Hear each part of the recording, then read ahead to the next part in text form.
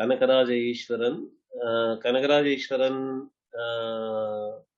is a professor and teaches social work and community development in Mizoram Central University since 2004. Apart from social sciences and social work, he is interested in Indian philosophy and spirituality. He is a devotee of Lord Shiva since his childhood and initiated to Vaishnavism. He is one of the advocates of Bharadiyakaran of social work and integration of Indian knowledge systems and spiritual traditions. I met Professor Kanagaraj Eswaran in Delhi during Jnana Sangam, and from then onwards, I have been meeting him frequently and getting opportunities to invite him to INDICA symposiums and conferences. He's a very, very passionate and committed scholar from Indic perspective, and a pure-hearted, plain personality, childlike personality. You're going to see how passionate he is. He is a specialist in the Kerala saints of yogic and Advaitic side also. He talks about the new yogic movements and how during modern times they liberated communities and they did progressive work and all those things also. Narayana Guru and all those aspects. But that is for another context. He is now going to talk about the practical, empirical study of the Kongu region, inclusiveness in that area. Namaste. கல்லாலில் குடலம் குழையமர்ந்து நான்மறையாரங்க முதல் கற்ற கேள்வி வல்லார்கள் நாள் வரைக்கும் வாக்கிறந்த பூரணமாய் மறை கப்பாலாய் எல்லாமாய் அல்லதுமாய் இருந்ததனை இருந்தபடி இருந்து காட்டி சொல்லாமல் சொன்னவரை நினையாமல் நினைந்துபவர் தொடக்கை வெல்வார். திருச்சிற்றம்பலம். I pay my respects to all the acharyas, my gurus, in the past, present and future, in this birth and earlier birth and future births, in our day-to-day life as well as in academic life. We have learned so many things from so many people, so many acharyas have encouraged. For all of them, I pay my obeisance, namaskaram, pranamam, vandanam, vanakkam, whatever the great words are there. Namaskaram to all. Namaskaram to all the dignitaries here, especially Professor Nagaraj Paturi, who is one of the great inspiration for our national resurgence in academia. Especially, in academia we need civilizational and cultural resurgence, and Professor Nagaraj has been working on that, and he is able to mobilize a lot of scholars across the country. And I have been very much inspired by his work. And at this juncture, I am very thankful for him for this invitation. So let me go to the topic. Actually, I begin with the question, why integration, and then come to the brief overview of the Kongu subcultural region and my reflections on Jati, Varna, Samaya, and then come to the actual role played by Samaya, Marga in social integration, and then come to the conclusion. Very simple. Actually, a few days back, Dr. Rajiv Mulgotra, a distinguished Indologist, actually Swadeshi Indologist, he calls himself, he has raised a serious question. Actually, I have watched his video in the YouTube. Why there is no social theory. He refers why there is no Vedic social theory in India. Have we failed to develop a Vedic social theory? So these were the two questions he has raised, and he had interaction with the scholars like Madhukishwar and another professor from JNU. He has raised the question and the answers. Actually, we have concepts, we have ideas, but we don't have the theory. So that was the answer by and large. But, as a student of social work, also as a student of sociology, I have reflected on this question myself. Then, I looked at sociology and, why sociology per se originated. What is the basic question this sociology ponders about that? What is the crux of the sociological theoretical issue? So when we ask that question, ultimately what we come to know is that actually the idea of integration was the main question. How society, whether there is integration in the society and what are the factors are contributing to the social integration, that was the main question. Actually, these were the main questions. And why they have raised this question, further we ask, in the wake of industrialization and urbanization, West has experienced the social anomaly, social disorganization, family disorganization, community disorganization, higher level of poverty, all happened there. The sociologists were, sociology as a discipline emerged to answer the question, why there is disintegration, how to integrate, how to promote integration. That was the main concern. And, there are two major schools emerged in sociology itself. One believed there is social order and we should work on how society, different institutions of this society work together to promote this integration. And there was another school, there is no integration. Actually, there is conflict, there is a contradiction in the society in terms of class, caste and all. That school, conflict school, Marx and all. Now we talk about Wokism and all, they are from that school.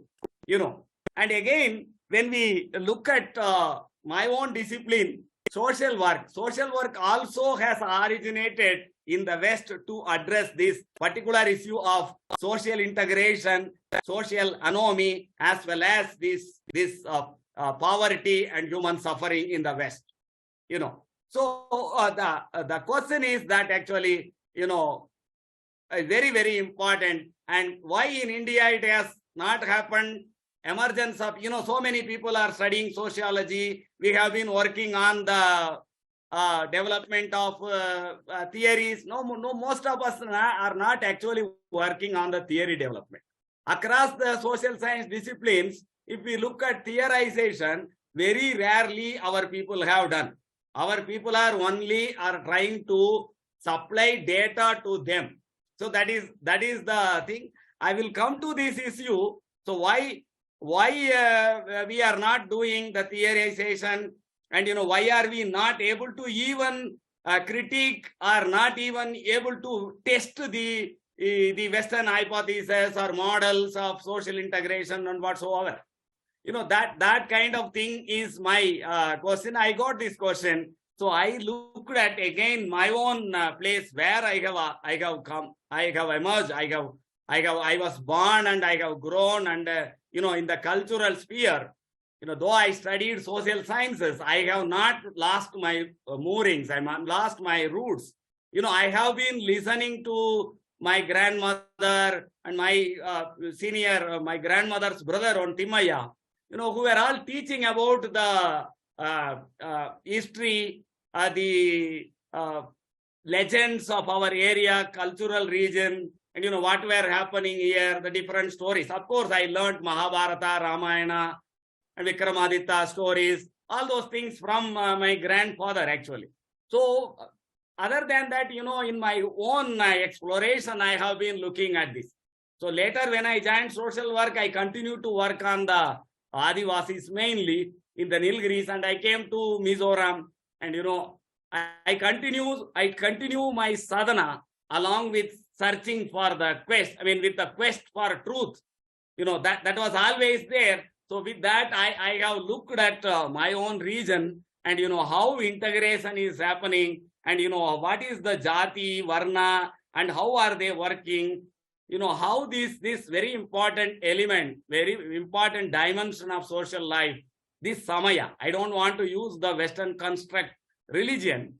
I want to use rather than Samaya and Marga. Vedaneri Talaiktonga Migu Saiva Turai Vilanga. So Vedaneri, Veda Marga, and within that, actually Saiva Turai. Turai means branch or bank. In the river bank, there are many banks. In accessing water, there are different Turais. In Kannada it is Turai, in Tamil it is Turai. Vedaneri Talaiktonga Migu Saiva Turai Vilanga. So I look at how our Veda Marga, Samayas, different Samayas within the Vedic or Sanatana fold, how are they contributing to the integration? That was the question. And, I have been contemplating on that because, I did work in Nilgiris. My PhD work I did there. My work was basically on social exclusion. From so by my exploration into social exclusion only, I could know about, lot about the history of Kongu also, how Kongu and Nilgiris are related, all those things I understood. And, how Jatis are working also. As an insider, I have my own understanding and experience. I am going to tell about this. This Kongu Nadu is one of the 7 Nadus or Mandalas of Tamil Nadu. From Sangam age, we have references of Kongu. Kongu means actually honey. And this is a geographical area in between Chera, Pandya, and Sola kingdoms. Actually, it is subcultural region also. Nationally, it is acknowledged as a subcultural region. The Tamil dialect called Kongu is spoken here. It has been divided into 24 Nadus.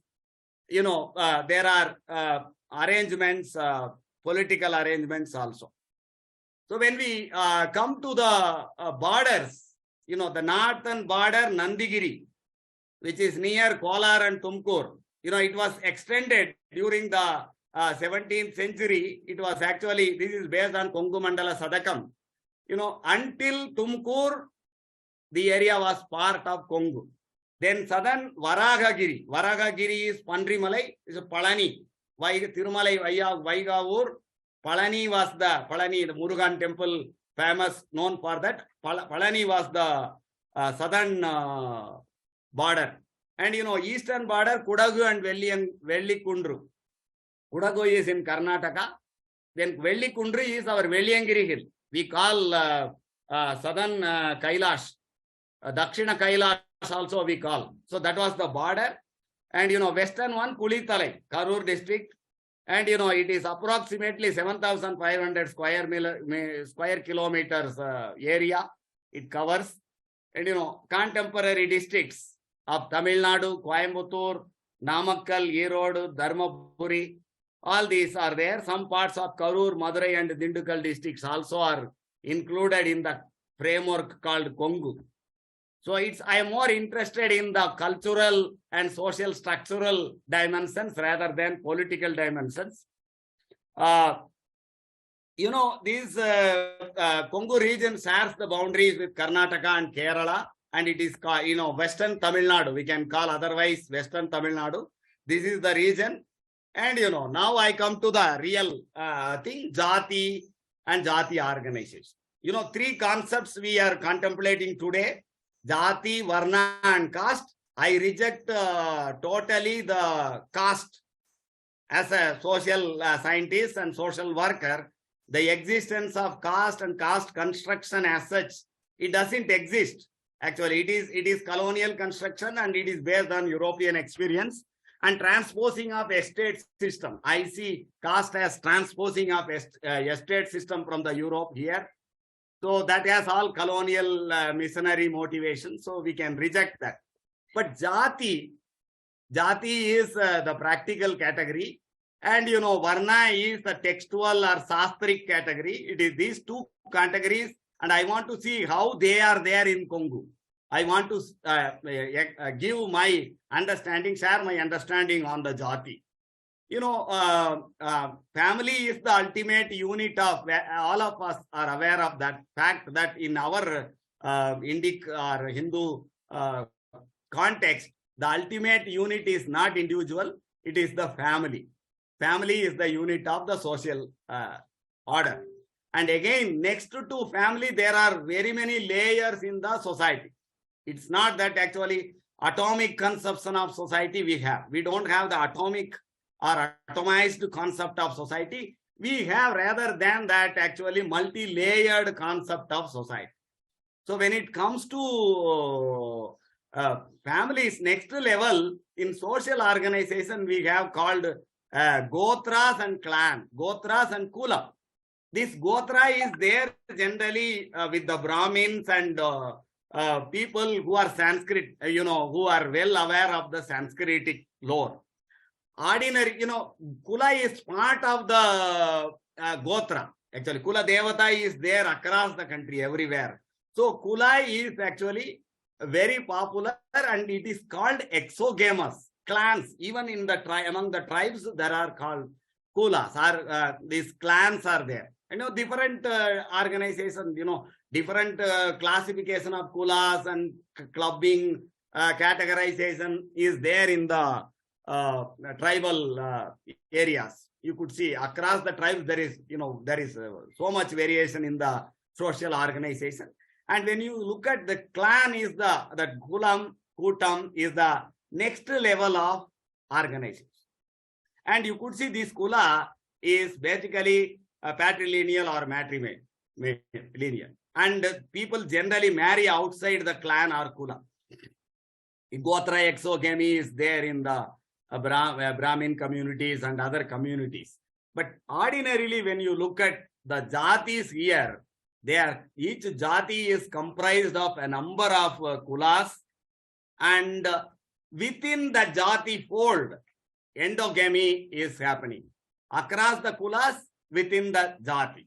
And if you look at, there are Jati clusters rather than singular Jatis across the country, particularly when you look at in Kongu region, so many Jatis are there. I will come to that different Jatis that are existing next.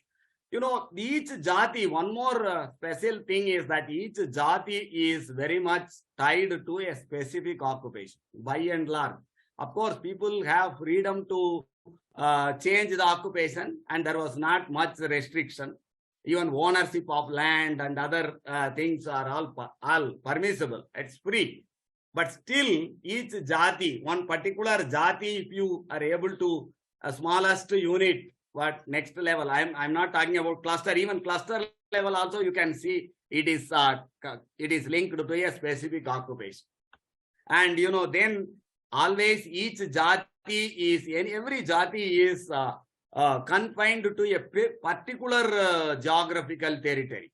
And and overall, if we take in any particular region or geographical area, the Jatis are there, and how these Jatis are ordered, there is an order or rank.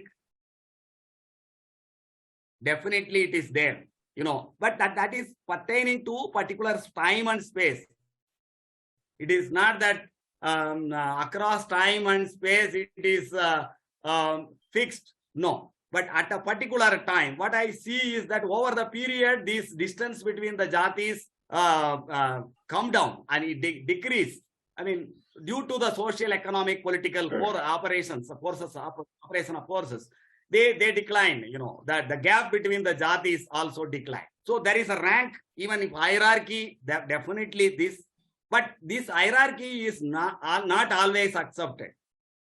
Not always accepted. Some people whom you consider low. Professor Kanagarajan, I think you are calculating how many more slides you have and how much more time it is going to take. I don't know. Actually, I will finish. How much time I have? Maybe another 7 minutes. Okay, I will finish, sir. No problem. Yeah. So the main thing is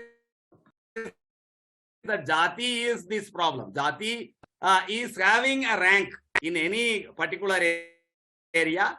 Of course, we have, and one important thing other than the hierarchy, one more phenomenon, one more aspect we often forget is this Jajmani relations. Jatis are interrelated, mutually related. Earlier we have occupational interdependence was there. You know, in course of commercialization, we lost that. Now, in the sphere of rituals, you know, practicing, you know, throughout life, we practice rituals where we have this hierarchy is, is not only hierarchy is there, but also the interdependence, is very much there. And when it comes to the Kongu, there are many Jatis speaking Tamil, Telugu, Kannada, mainly these languages, you have lot of Jatis. And when we have Kongu, original settlers, probably the Irulas, the Adivasi community even today. And I have met people also, they said we were originally living in Erode, in Coimbatore, the Koniamman temple is also ours like that. So later, the Vetuva Counter, they came from Kalagasti, Kannappa Nayanar's descendants, they claim, and they have come from Kalagasti and settled in Kongu. So other than that, Vellalas came later after them. Vellala Gounder, which is very popular and dominant community in the Kongu region today, they came to the Kongu and settled. And they have a list of 18 Kongu Jadis. They have a classification of 18 Kongu Jadis, and almost there is a rank in that. Above them, above the Vellalas, they keep Shiva Brahmanas and Smartha Brahmanas. So that is there. And below that Chettiars are there, Pandarams are there. Like that least level Konga Madaris are there. So when you look at, there is a hierarchy, and when it comes to other Jatis, Canary speaking cultivator communities almost on par with the Kongu Velalas, Telugu speaking Naidus, Kamma Gavara Naidus and Reddis. I mean, similar to the Gounders, they are all sharing the same level. So there are differences, and when it comes to Jati hierarchy is there, Jati interdependence is there. At least in the ritual sphere, we have the Jati interference, the interdependence. Coming to the Varna, whether Varna exists or not, that is my question. We have to take subjective and objective aspects. Subjective is how do they say, whether they believe, whether they see like that. That is objectively whether they follow the dharmas, whatever they say pertaining to the Varna. And another thing, in the day-to-day interactions, whether they are following. That is objective. When I take into account these two things, both in objective and subjective terms, Varna rarely exists in the Kongu region, excepting a few. Generally, people are not conscious of Varna, they are conscious of Jatis. When it comes to Varna, Brahmanas, Vishwakarma, Devanga, Vanniya, these three communities, these three groups are conscious of their Varna status. Brahmanas, they know well. Vishwakarmas, Devangars, Vanniyars, they have done social mobility movements and they wanted to construct higher status. Vishwakarmas wanted to consider themselves Brahmanas. Then Devangars wanted to be Vaisyas. Then Vanniyars wanted to be Kshatriyas. So there were movements for that identity, of course, in the wake of the census. So they are conscious of the Varna identity. But other people, the dominant groups, Vellala, Vetuva Goundars, Kamma, Reddy, all these cultivator communities, they are not conscious of the Varna, but they are conscious of Jatis. And within the Vellalas, not one endogamous group, over 30 endogamous groups are there. So in every community, there are endogamous groups. Every Jati, even Vakaligas, there are endogamous groups. Among the Kammas also, we have seen the diversity in terms of the endogamy. So coming to the Mata, last point, the main point is this Samaya. In Kongu, very much it is part of the Vedic, Sanatanic, Dharmic culture. And Saivism, Vaishnavism, Smartham, all the three exist. And again, within that, Saivism is the prominent, because most of the people still worship Shiva as their personal, because I don't say ritual thing or initiatory things as the primary one, rather than the belief in Paratva Viveka. Who is supreme? That is the question. If you ask, people will tell. So that is the thing. And Vaishnavism coexist, and they go to each other's temple, excepting a few who have got the ardent devotion. So Smartham exists also. For a long time, Brahmanas were patronized in the temples, Vedic learning and all those things were there. And even among the Brahmanas are also not part a monolithic group. Among the Brahmanas, it is not only the Smarthism, but also Vaishnavism and Saivism exist. So that is the point. And again, Saiva Samaya, it's very much Kongal, Talangal. There are two great Nayanmars, because Samayacharyas, they visited Kongu temples and praised Lord Shiva, and they have contributed. So very much Saivism is prominent. And Kartikeya worship, Muruga worship, because Palani is the major center. And everyone, in every village, you will have most of the names after Lord Muruga. In every class, you could see the prominent names. You see, if you come to Kongu, you will see Lord Muruga's name. Palani Sami is the most popular name. You could see again in Kongu Tamil region, you could see Siddhanta Saivam and Veera Saivam. Both are there. Veera Saivam very little. Jangamas are there, and some other Veera Saiva followers are there. Lingayat followers are there, because Karnataka, migrants from Karnataka has contributed. One more beautiful thing I have found is Kulaguru system among the Saivas, particularly Vellalas, Vetuvars, and all the 18 communities. Kulaguru system was there. Mostly Adi Saivas, Shiva Brahmanas are the Kulagurus. That is what the integration, the role that contributes. Then Vaishnavism is also there. Sri Ramanujacharya's stay in Melkote has contributed to the spread of Vaishnavism. And again, coming of Telugu, Kannada speaking people from Mysore and Andhra has also contributed to the development of Vaishnavism.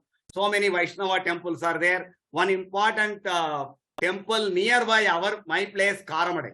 Karamade is well known, and there you could see Dasa system. Across the communities, they belong to the Dasa. They became the Dasa, God, Diksha, Mudra, all that they became. And, people worship them without bothering about the caste. Dasas are being worshipped on every Saturday, particularly Protasi. This during the Brahmotsavam in Tirupati, there is a 1 month fully, all 5 Saturdays they assemble there, and people worship them and offer all devotion, money, all those things, rice, vegetables, all they offer and get Asirvadam without bothering about the Jati and all that. And other than the next layer, Saivism and Vaishnavism, if you go to ground, village level, you could see Grama Devata worship. Devi worship is prominent in almost every village. There is a Devi temple. Kali and Mari, prominent. One deity is golden deity, another one the dark color deity, denying the Aryan Dravidian kind of racist narrative. You could see worship is there, blood sacrifice is offered after. And ancestor worship, hero worship, Veeramasti, Veera worship, all are there in the villages. And very important thing, Kul Devata, each community within that they celebrate. But Grama Devata, all Jatis, communities join together and celebrate. And big festival car festivals in Avinashi Shiva temple or Perur Shiva temple or Karamadai Vishnu temple. Everyone join once in a year. And in every Thaipusam, that is Pusya Paurnima, we celebrate this Murugan temple car festival. Everywhere, hundreds of places in Kongu, they say in hundreds of places we celebrate this car festival.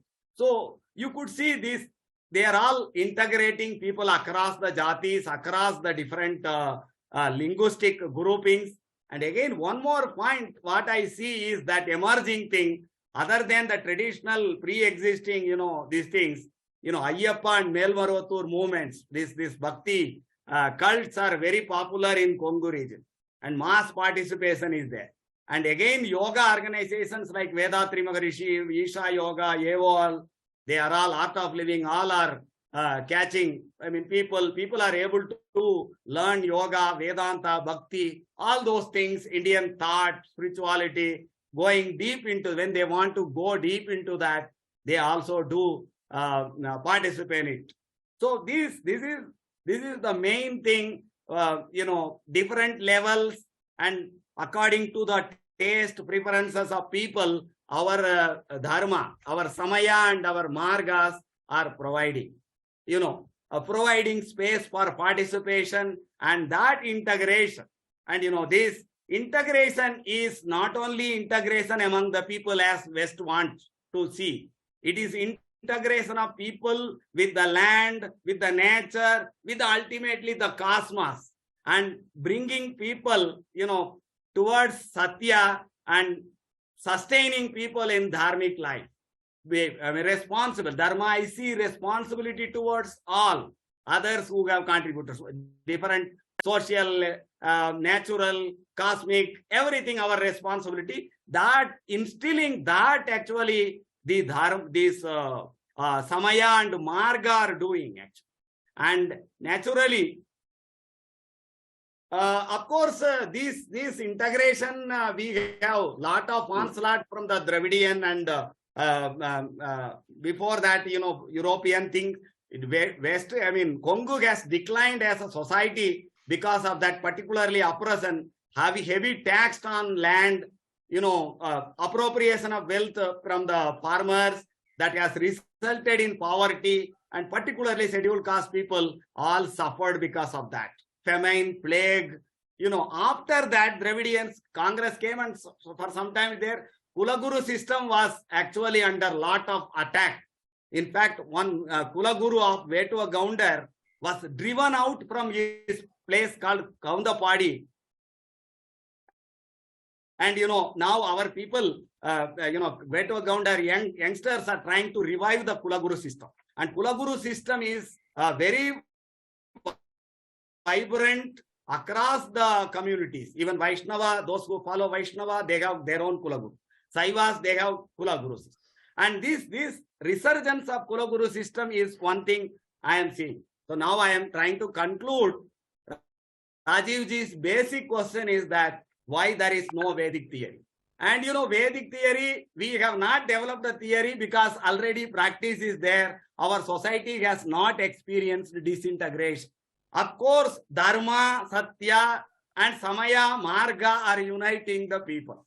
And already Rajivji's two works actually, Being Different and Indra's Network. These are the two frameworks. Already he has come out, and they are towards building a Vedic theory of social integration. Because again, with all difference, with all in philosophy, in our day-to-day life, we can remain united. We are not worried about diversity. We are very comfortable with diversity. That is the thing. And and Samaya, Marga, both are, ultimately Marga, that is contributing, which Thank you, Professor Kanagaraj. Contributing to thank you very much. Thank you, Professor. Thank you very much. That was amazing. That was really a very great contribution. True to your sociological training professionally, you have done a very good job of creating an emic perspective of how to look at the Jati system and integration through Samaya and other frameworks. This is the social theory that for which people are looking at now. You are able to build that social theory. Please build it into a true theory. Thank you very much.